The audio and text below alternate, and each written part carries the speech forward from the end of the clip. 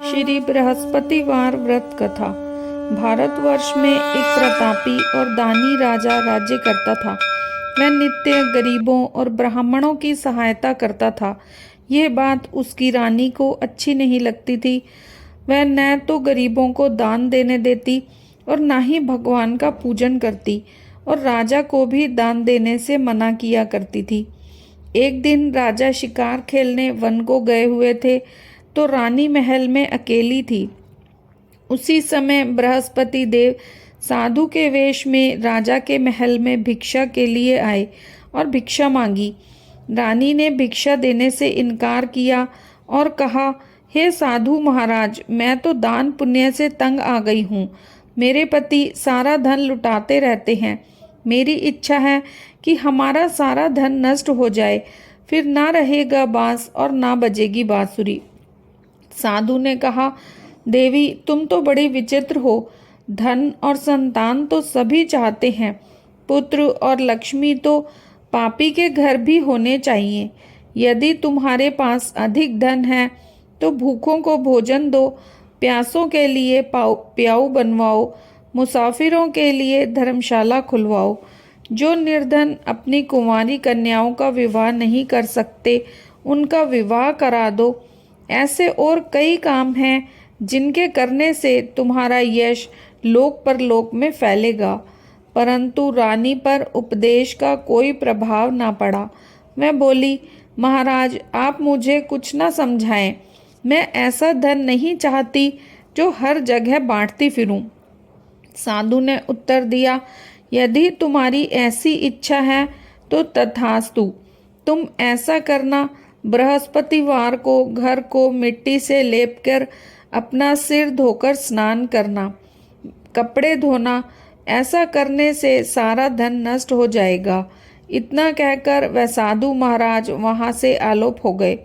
साधु के कहे अनुसार रानी ने केवल 3 बृहस्पतिवार ही बीते थे कि उसकी सारी धन संपत्ति नष्ट हो गई। भोजन के लिए राजा का परिवार तरसने लगा।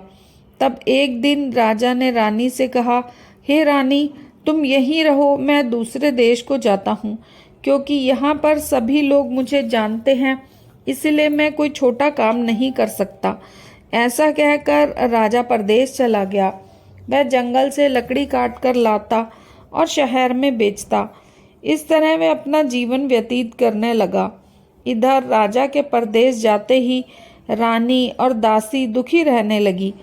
एक बार जब रानी और दासी को 7 दिन तक बिना भोजन के रहना पड़ा, तो रानी ने अपनी दासी से कहा, हे दासी, पास ही के नगर में मेरी बहन रहती है। वह बड़ी धनवान है। तू उसके पास जा और कुछ ले आ, ताकि थोड़ी बहुत गुजर बसर हो जाए। उस दिन रानी की दासी बहन के पास गई। उस दिन गुरुवार था और रानी की बहन उस समय बृहस्पतिवार व्रत की कथा सुन रही थी। दासी ने रानी की बहन को संदेश दिया, लेकिन रानी की बहन ने कोई उत्तर नहीं दिया। जब दासी को रानी की बहन से कोई उत्तर नहीं मिला, तो वह बड़ी दुखी हुई और उसे क्रोध भी आया। दासी ने वापस आकर रानी को सारी बात बता दी। रानी ने अपने भाग्य को कोसा। उधर रानी की बहन ने सोचा कि मेरी बहन की दासी आई थी, परंतु मैं उससे बोली नहीं। वह बड़ी दुखी हुई होगी। कथा पूजा समाप्त कर वह अपनी बहन के घर आई और कहने लगी, हे बहन, मैं बृहस्पतिवार का व्रत कर रही थी। तुम्हारी दासी मेरे घर आई थी, परंतु जब तक कथा होती है तब तक ना तो उठते हैं और ना ही बोलते हैं, इसलिए मैं नहीं बोली। कहो, दासी क्यों गई थी? रानी बोली, बहन, तुमसे क्या छुपाऊं, हमारे घर में खाने को अनाज नहीं है। ऐसा कहते कहते रानी की आंखें भर आईं। उसने दासी समेत पिछले 7 दिनों से भूखे रहने की बात अपनी बहन को बताई। रानी की बहन बोली, देखो बहन, भगवान बृहस्पति देव सबकी मनोकामना पूरी करते हैं।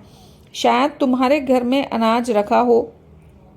पहले तो रानी को विश्वास नहीं हुआ, परंतु बहन के आग्रह करने पर उसने अपनी दासी को अंदर भेजा तो सचमुच अनाज से भरा एक घड़ा मिल गया। ये देख रानी को बड़ी हैरानी हुई। दासी कहने लगी कि रानी, जब हमको भोजन नहीं मिलता तब भी तो हम भूखे ही रहते हैं, तो क्यों ना हम भी बृहस्पतिवार का व्रत करें।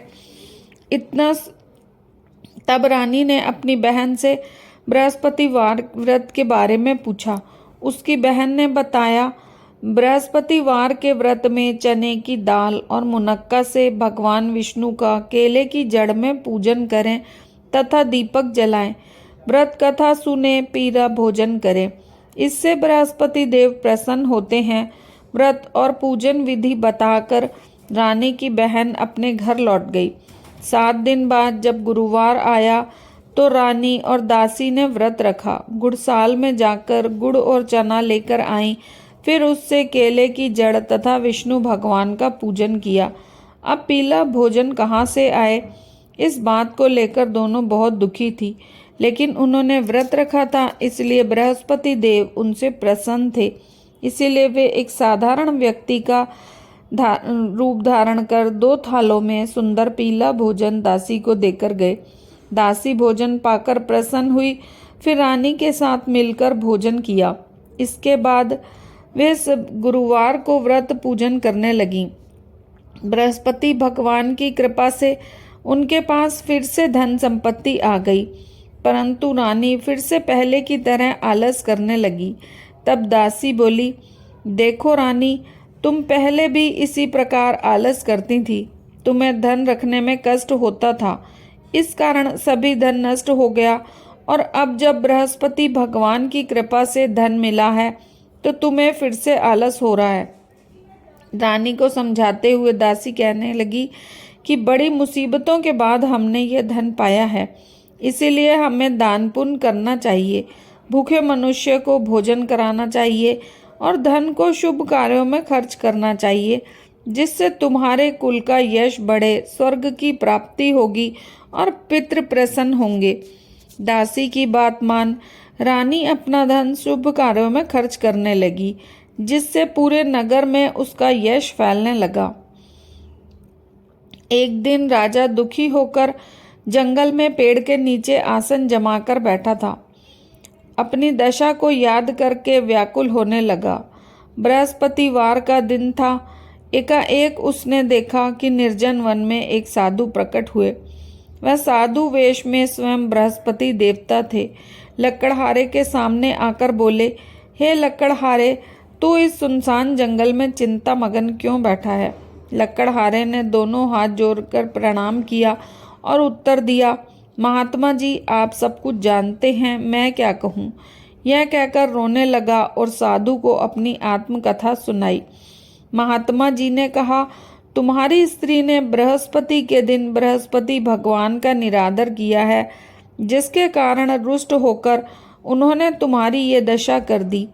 अब तुम चिंता दूर करके मेरे कहने पर चलो, तुम्हारे सब कष्ट दूर हो जाएंगे और भगवान पहले से भी अधिक धन संपत्ति देंगे। तुम बृहस्पति के दिन कथा किया करो, 2 पैसे के चने मुनक्के लाकर उसका प्रसाद बनाओ और शुद्ध जल के लोटे में शक्कर मिलाकर अमृत तैयार करो। कथा के पश्चात अपने सारे परिवार और सुनने वाले में अमृत व प्रसाद बांटकर अपने आप भी ग्रहण करो। ऐसा करने से भगवान तुम्हारी सभी मनोकामनाएं पूरी करेंगे। साधु के ऐसे वचन सुन लकड़हारा बोला, हे प्रभु, मुझे लकड़ी बेचकर इतना पैसा नहीं मिलता जिससे भोजन के उपरांत कुछ बचा सकूं। मैंने रात्रि में अपनी स्त्री को व्याकुल देखा। मेरे पास कुछ भी नहीं है जिससे मैं उसकी खबर मंगा सकूं। साधु ने लकड़हारे से कहा, तुम किसी बात की चिंता मत करो। बृहस्पति के दिन तुम रोजाना की तरह लकड़ियां लेकर शहर को जाओ। तुम्हें रोज से दुगना धन प्राप्त होगा, जिससे तुम भली भांति भोजन कर लोगे तथा बृहस्पति देव की पूजा का सामान भी आ जाएगा। इतना कह साधु अंतर्ध्यान हो गए। धीरे धीरे समय व्यतीत होने लगा। फिर वही बृहस्पतिवार का दिन आया। लकड़हारा जंगल से लकड़ी काटकर शहर में बेचने गया। उसे उस दिन और दिनों से अधिक पैसा मिला। राजा ने चना गुड़ लाकर गुरुवार का व्रत किया। उस दिन से उसके सभी कलेश दूर हुए, परंतु जब दोबारा गुरुवार का दिन आया तो वह व्रत करना भूल गया। इस कारण बृहस्पति भगवान नाराज हो गए। उस दिन नगर के राजा ने विशाल यज्ञ का आयोजन किया तथा शहर में घोषणा करा दी कि आज कोई मनुष्य अपने घर भोजन ना बनाए और समस्त जनता मेरे यहाँ भोजन करने आए, और राजा की आज्ञा को जो नहीं मानेगा उसे फांसी की सजा दी जाएगी। इस तरह की घोषणा संपूर्ण नगर में करा दी गई। राजा की आज्ञा अनुसार शहर के सभी लोग भोजन करने गए, लेकिन लकड़हारा कुछ देर से पहुंचा। राजा उसको अपने साथ ले गए और भोजन करा रहे थे तो रानी की दृष्टि उस खूंटी पर पड़ी जिस पर उसका हार लटका हुआ था। वहां हार नहीं दिखाई दिया तो रानी ने निश्चय किया कि मेरा हार इसी मनुष्य ने चुराया है। उसी समय सिपाहियों को बुलाकर उसको कारागार में डलवा दिया। जब लकड़हारा कारागार में पड़ा, बहुत दुखी होकर विचार करने लगा कि ना जाने कौन से पूर्व जन्म के कर्म से मुझे ये दुख प्राप्त हुआ है, और उसी साधु को याद करने लगा जो जंगल में मिला था। उसी समय तत्काल बृहस्पति देव साधु के रूप में प्रकट हुए और उसकी दशा को देखकर कहने लगे, अरे मूर्ख, तूने बृहस्पति देव की कथा नहीं करी, इस कारण तुझे दुख प्राप्त हुआ है। अब चिंता मत कर, बृहस्पतिवार के दिन कारागार के दरवाजे पर 4 पैसे पड़े मिलेंगे। उनसे तू बृहस्पति देव की पूजा कर, तेरे सभी कष्ट दूर हो जाएंगे। बृहस्पति के दिन उसे 4 पैसे मिले। लकड़हारे ने कथा कही। उसी रात्रि को बृहस्पति देव ने उस नगर के राजा के स्वप्न में कहा, हे राजा, तुमने जिस आदमी को कारागार में बंद कर दिया है वह निर्दोष है, वह राजा है, उसे छोड़ देना। रानी का हार उसी खूंटी पर लटका है। इस तरह रात्रि के स्वप्न को देख राजा ने प्रातः काल खूंटी पर हार देख लकड़हारे को बुला क्षमा मांगी और योग्य सुंदर वस्त्र आभूषण देकर विदा किया। बृहस्पति देव की आज्ञा अनुसार लकड़हारा अपने नगर को चल दिया। राजा जब नगर के निकट पहुंचा तो उसे बड़ा आश्चर्य हुआ। नगर में पहले से अधिक बाग, तालाब, कुएं, बहुत सी धर्मशालाएं, मंदिर बन गई। राजा ने पूछा, ये किसके हैं? तब नगर के लोग कहने लगे, ये सब रानी और बांदी के हैं। तो राजा को आश्चर्य हुआ और गुस्सा भी आया। जब रानी ने यह खबर सुनी कि राजा आ रहे हैं तो उन्होंने बांदी से कहा कि राजा हमें बहुत बुरी हालत में छोड़ गए थे, हमारी ऐसी हालत देखकर लौट न जाएं, इसीलिए तू दरवाजे पर खड़ी हो जा। आज्ञा अनुसार रानी दासी दरवाजे पर खड़ी हो गई। राजा आए तो उन्हें अपने साथ लिवा लाई। तब राजा ने क्रोध करके अपनी रानी से पूछा, तुम्हें ये धन कैसे प्राप्त हुआ? उन्होंने कहा, ये सब धन हमें बृहस्पति देव के व्रत के प्रभाव से मिला है। राजा ने निश्चय किया कि 7 रोज बाद तो सभी बृहस्पति देव का पूजन करते हैं, परंतु मैं प्रतिदिन दिन में 3 बार कहानी तथा रोज व्रत किया करूँगा। अब हर समय राजा के दुपट्टे में चने की दाल बंधी रहती, दिन में 3 बार कहानी कहता। एक रोज राजा ने विचार किया कि चलो अपनी बहन के यहाँ हो आए। इस तरह निश्चय कर राजा घोड़े पर सवार हो अपनी बहन के यहाँ जाने लगा। मार्ग में उसने देखा कि कुछ आदमी एक मुर्दे को लिए जा रहे हैं। उन्हें रोककर राजा कहने लगा, अरे भाइयों, मेरी बृहस्पति की कथा सुन लो। वे बोले, हमारा तो आदमी मर गया और इसको अपनी कथा की पड़ी है। परंतु कुछ आदमी बोले, अच्छा कहो, हम तुम्हारी कथा सुन लेंगे। राजा ने दाल निकाली और जब कथा आधी हुई कि मुर्दा हिलने लगा और कथा समाप्त हो गई तो राम राम करके खड़ा हो गया। आगे मार्ग में उसे एक किसान मिला। उसे देख राजा ने कहा, अरे भाई, मेरी बृहस्पतिवार की कथा सुन लो। किसान बोला, जब तक मैं तेरी कथा सुनूंगा तब तक 4 हरिया खेत जोत लूंगा। जा अपनी कथा किसी और को सुना। इस तरह राजा आगे चलने लगा। राजा के हटते ही बैल पछाड़ खाकर गिर गए और किसान के पेट में दर्द होने लगा। उस समय उसकी माँ रोटी लेकर आई। उसने जब अपने पुत्र का ये हाल देखा तो घुड़सवार के पास गई और बोली, मैं तेरी कथा सुनूंगी और तू अपनी कथा मेरे खेत पर चलकर कहना। राजा ने बुढ़िया के खेत पर जाकर कथा कही, जिसको सुनते ही बैल खड़े हो गए और किसान के पेट का दर्द बंद हो गया। राजा अपनी बहन के घर पहुंचा। बहन ने भाई की खूब मेहमानी की। दूसरे रोज प्रातःकाल राजा जागा तो वह देखने लगा कि सब लोग भोजन कर रहे हैं। राजा ने अपनी बहन से कहा, कोई ऐसा मनुष्य है जिसने भोजन नहीं किया हो और मेरी बृहस्पतिवार की कथा सुन ले। बहन बोली, भैया ये देश ऐसा ही है, यहाँ लोग पहले भोजन करते हैं, बाद में कोई और काम करते हैं। अगर कोई पड़ोस में हो तो दिखाऊं। ऐसा कहकर जाने लगी। उसने देखा कि कोई ऐसा व्यक्ति नहीं मिला कि जिसने भोजन न किया हो। अंत में एक कुम्हार के घर गई जिसका लड़का बीमार था और उसने 3 दिन से भोजन नहीं किया था। राजा ने जाकर बृहस्पतिवार की कथा कही, जिसे सुनकर लड़का ठीक हो गया। एक रोज राजा ने अपनी बहन से कहा कि हे बहन, हम अपने घर जाएंगे, तुम भी तैयार हो जाओ। रानी की सास ने अपने बहू से कहा, लड़कों को मत ले जाना क्योंकि तेरे भाई के कोई औलाद नहीं है। बहन ने कहा, भैया मैं तो चलूंगी पर बालक नहीं जाएंगे। राजा बोला, जब बालक नहीं जाएंगे तब तुम ही क्या करोगी। बड़े दुखी मन से राजा अपने नगर को लौट आया। राजा ने रानी से कहा, हम निर्वंशी हैं, हमारा मुंह देखने का धर्म नहीं है। रानी बोली, हे प्रभु, बृहस्पति देव ने हमें सब कुछ दिया है, वे हमें औलाद अवश्य देंगे। उसी रात बृहस्पति देव ने स्वप्न में कहा, उठ राजा, सभी सोच त्याग दे, तेरी रानी गर्भ से है। 9वें महीने में उसके गर्भ से एक सुंदर पुत्र पैदा हुआ। तब राजा बोला, हे रानी, स्त्री बिना भोजन के रह सकती है परंतु बिना कहे नहीं रह सकती। जब मेरी बहन आए तो तुम उससे कुछ मत कहना।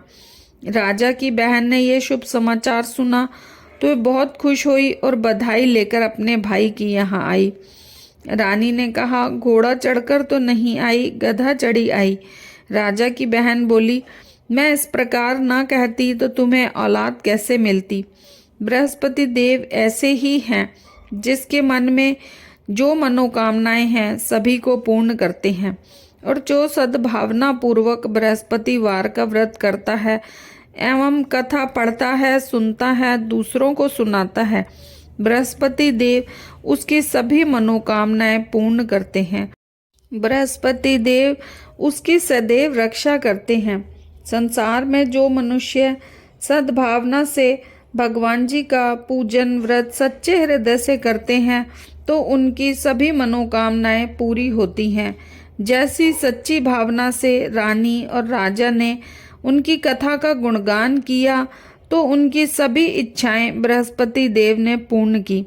इसीलिए पूर्ण कथा सुनने के बाद प्रसाद लेकर जाना चाहिए। हृदय से मनन करते हुए जयकारा बोलना चाहिए। बोलो बृहस्पति देव की जय, विष्णु भगवान की जय। ओम जय बृहस्पति देवा, जय बृहस्पति देवा। छिन छिन भोग लगाऊं, कदली फल मेवा। ओम जय बृहस्पति देवा, तुम पूर्ण परमात्मा, तुम अंतर्यामी, जगत पिता जगदीश्वर, तुम सबके स्वामी। ओम जय बृहस्पति देवा, चरणामृत निज निर्मल, सब पातक हरता, सकल मनोरथ दायक, कृपा करो भरता। ओम जय बृहस्पति देवा, तन मन धन अर्पण कर, जो जन शरण पड़े, प्रभु प्रकट तब होकर, आकर द्वार खड़े। ओम जय बृहस्पति देवा, दीन दयाल दयानिधि, भक्तन हितकारी, पाप दोष सब हरता, भव बंधन हारी। ओम जय बृहस्पति देवा सकल मनोरथ दायक, सब संशय हारो विषय विकार मिटाओ संतन सुखकारी। ओम जय बृहस्पति देवा जो कोई आरती तेरी प्रेम सहित गावे, ज्येष्ठानंद आनंद कर सो निश्चय पावे। ओम जय बृहस्पति देवा। बोलो विष्णु भगवान की जय, बृहस्पति भगवान की जय।